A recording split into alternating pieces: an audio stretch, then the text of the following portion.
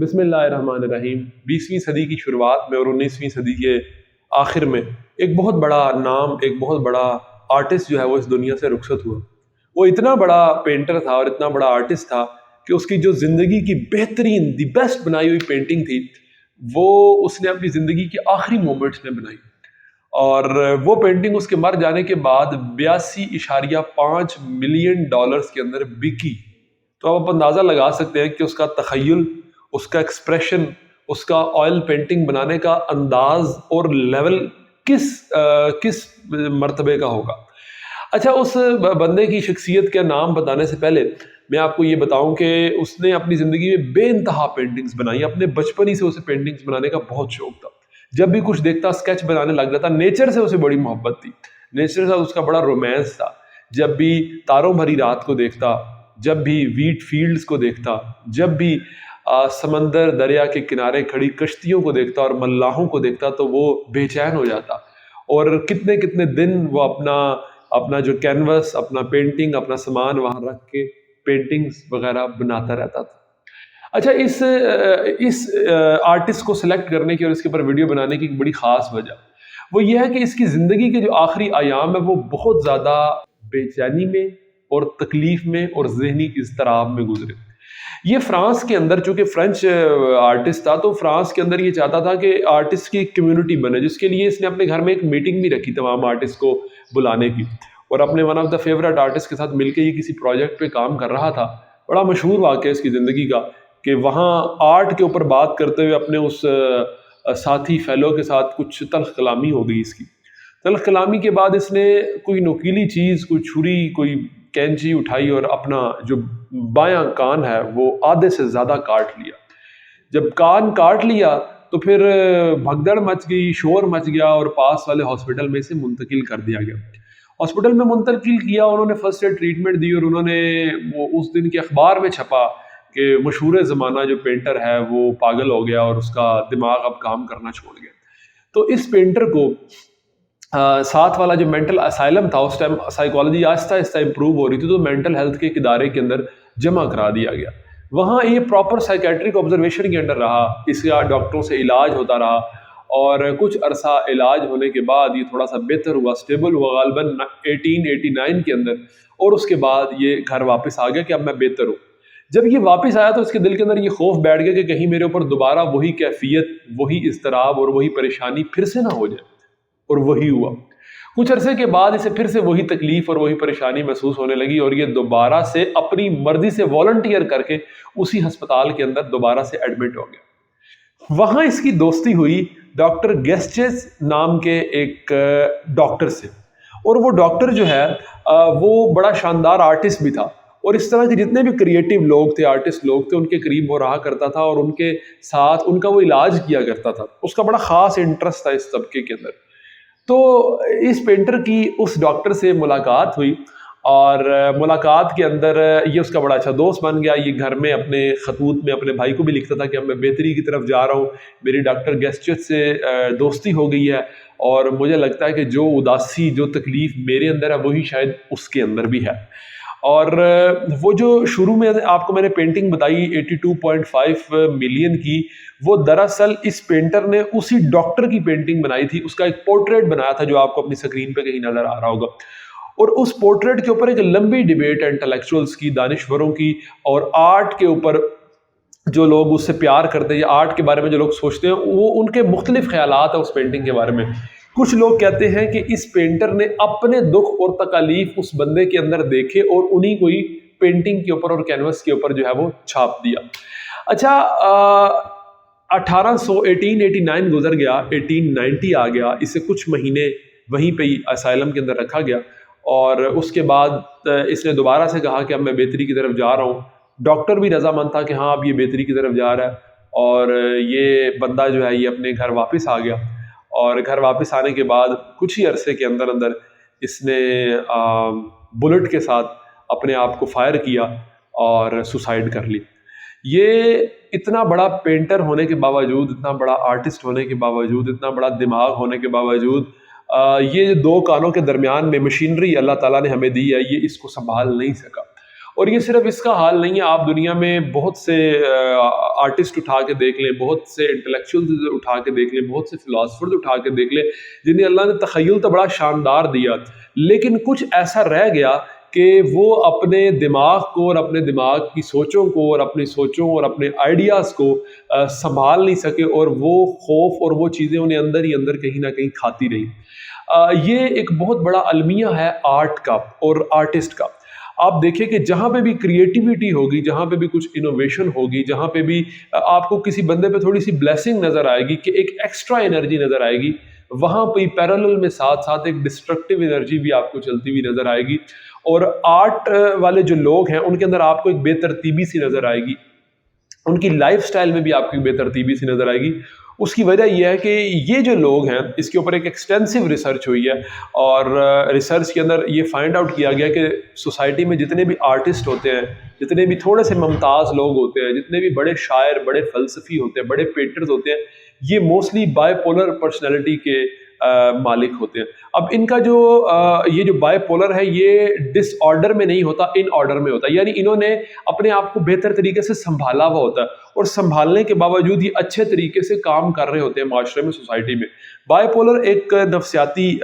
بیماری ہے جس کے اندر انسان کچھ عرصے بہت زیادہ اس کا موڈ اچھا رہتا ہے اور کچھ عرصے پھر خراب رہتا ہے، اور اس کا یہ سائیکل جو ہے یہ چلتا رہتا ہے، اور وقت کے ساتھ ساتھ یہ سائیکل بڑھتا رہتا ہے۔ چھوٹا سا اوور ویو آپ کو بتا رہا ہوں۔ تو یہ جو اس بائی پولر ٹائپ پرسنالٹی کے جو لوگ ہوتے ہیں، اللہ نے بہت زیادہ ایکسٹرا انرجی دے کے اس دنیا میں بھیجا ہوتا ہے، لیکن مسئلہ یہ ہوتا ہے کہ اگر یہ اپنی اس ایکسٹرا انرجی کو اور اس بلیسنگ کو، میں تو اسے بلیسنگ کہتا ہوں، سنبھال نہ سکے،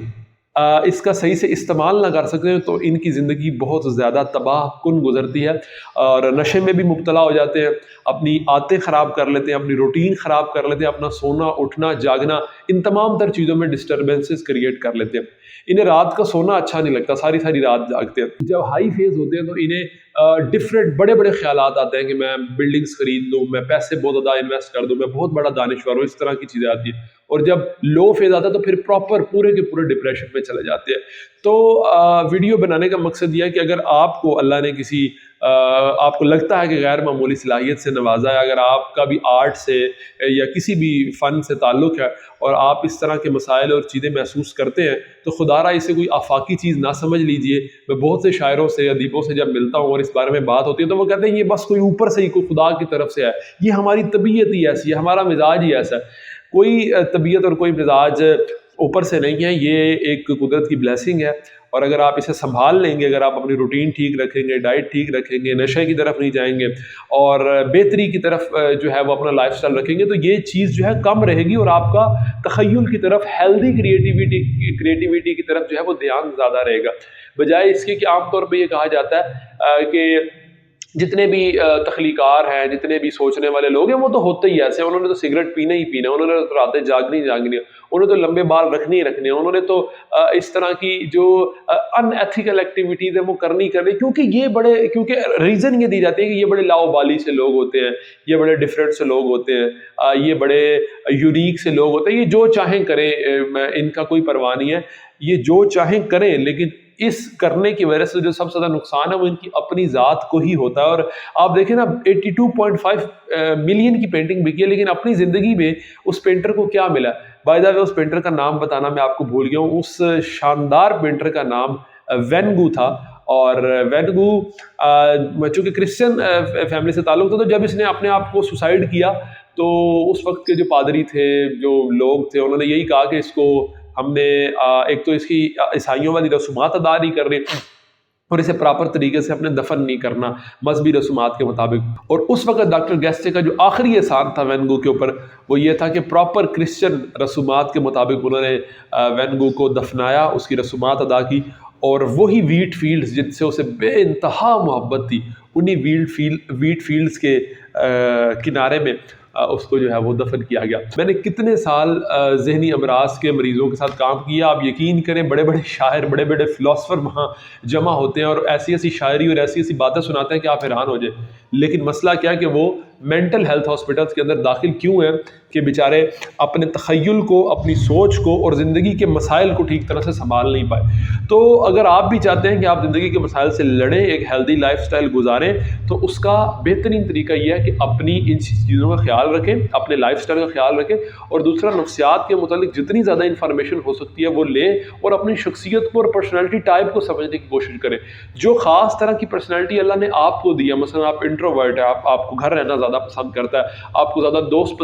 بنانے پسند نہیں ہے، یا آپ ایکسٹروورٹ ہے کہ آپ کو بہت سارے لوگ بنانے پسند ہے، دونوں میں فرق ہے۔ اور بھی اس طرح کی بے شمار پرسنالٹی ٹائپ ہے، سیکھنے کی کوشش کریں، اپنے آپ کو جاننے کی کوشش کریں۔ جتنا زیادہ آپ اپنے آپ کو سیکھ لیں گے، جتنا زیادہ آپ اپنے آپ کو جانتے ہوں گے، اپنے بارے میں جانتے ہوں گے، اتنا زیادہ آپ اپنے آپ کو اون کریں گے اور کسی اور سے کمپیئر نہیں کریں گے اپنے آپ کو۔ اتنا زیادہ آپ کو پتا ہوگا کہ کیا چیز میرے لیے ٹھیک ہے اور کن چیزوں کا میری صحت پہ اچھا اثر پڑتا ہے۔ میرے دوست چاہے جو بھی کرتے ہیں، لیکن میری صحت کے لیے یہ بہتر ہے کہ مجھے رات کو ٹائم سے سونا ہے، ٹھیک ہے؟ تو یہ جب آپ اپنی شخصیت کو سمجھ لیں گے تو آپ کے لیے یہ بھی فیصلہ کرنا بڑا آسان ہوگا کہ آپ کو کس پروفیشن، کس شعبے کی طرف جانا چاہیے۔ بہت سے لوگ ایسے ہیں جو صرف کمپیریزن کی خاطر، پیسہ کمانے کی خاطر، اپنے رشتہ داروں کو دکھانے کی خاطر ایسا شعبہ چوز کر لیتے ہیں جس کے اندر ان کا عشق نہیں ہوتا، جس کے اندر ان کی محبت نہیں ہوتی۔ جس وین گو کی میں آپ کو بات بتا رہا ہوں، اپنی زندگی کی بہترین 70 پینٹنگز جو ہیں وہ اس نے اپنے مرنے سے پہلے آخری 2 مہینوں کے اندر بنائی ہیں۔ یعنی آپ سوچیں کہ 60 دنوں کے اندر اس بندے نے اگر 70-75 پینٹنگز بنائی ہیں تو ہر دن اس نے ایک پینٹنگ بنائی ہے۔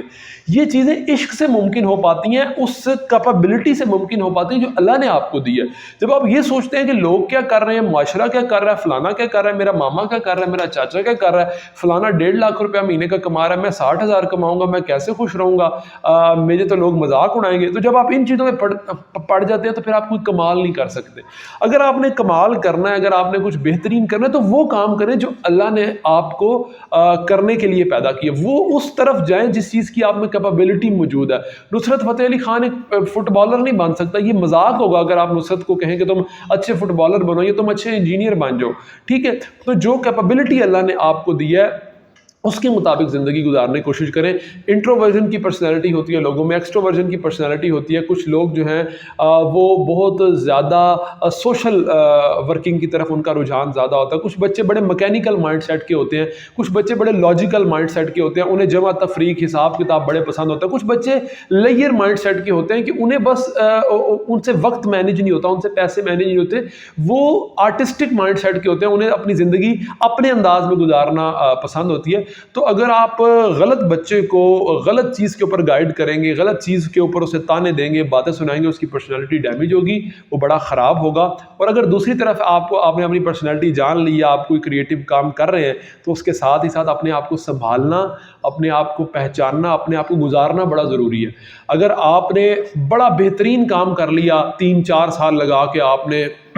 جو ہے وہ بڑا کمال کر دیا، بہت زیادہ بڑی کریٹیوٹی کر دی، اور 35-36 سال کی عمر میں آپ کی وفات ہو جاتی ہے کیونکہ آپ نے نشہ ہی اتنا زیادہ کر لیا، یا کئی ایسے شاعر ہیں جنہوں نے شراب ہی اتنی پی لی ہے یا اس کے علاوہ کچھ ایسی ایکٹیویٹی کر دی جس کے بعد ان کا اینڈ ہو گیا۔ تو ہیلدی لائف سٹائل کا مطلب یہ ہے کہ آپ اپنی کم از کم کامیابی کو گزاریں، آپ اپنی زندگی کو بسر کریں، آپ اپنی زندگی کو لے کے چلیں، اور اس کے لیے ضروری یہ ہے کہ شخصیت سمجھیں اور نفسیات کو اپنی سمجھیں۔ اور تیسری بات یہ کہ جب آپ کو پتہ چل جائے کہ میں بلا کے آؤں تو اس طرف جاننے کی کوشش کریں اور پھر اپنے آپ کو سنبھالنے کی بھی کوشش کریں۔ اللہ تبارک و تعالیٰ آپ کا حامی و ناصر ہو، اپنی دعاؤں میں مجھے یاد رکھیے گا۔ اللہ حافظ۔